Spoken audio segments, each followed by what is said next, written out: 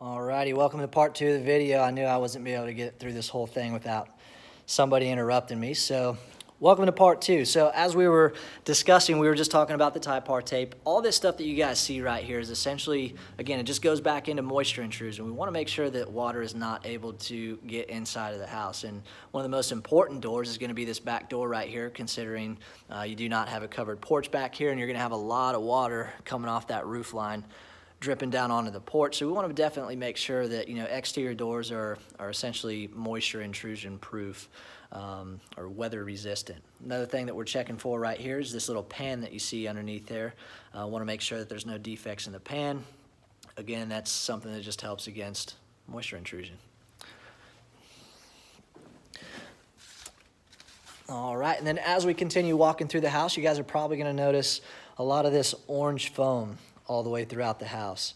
This is something that we do on the house to essentially create a tighter home, essentially. So something that we do towards the end of the process here is we actually do a blower door test and we do a duct tightness test.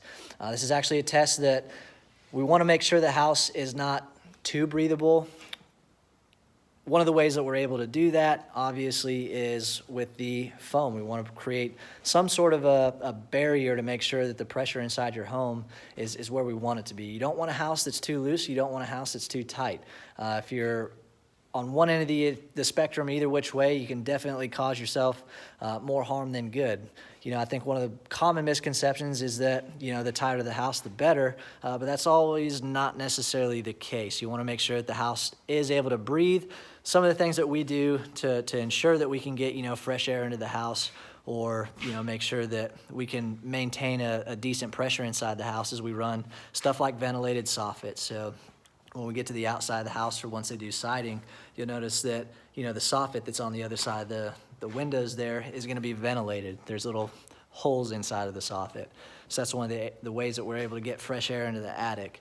It all just kind of helps, make sure the house is able to actually fall in that specific zone so that when we do that blower door test on the house, we don't end up failing that test. And the good news for you guys is we cannot actually pass their certificate of occupancy, which is the last inspection that we do on your house, unless we actually pass that test. So you can guarantee if you're moving in the house, we pass that test and the house is good to go. So again, moving right along, getting back to your options that you guys have here. So right now I'm standing in the great room. You guys definitely did select a few options here, so let's go ahead and talk about them. First option that we have is the floor outlet. So again, you guys will be able to plug anything you need to into the floor outlet there. One thing to note about this is it's a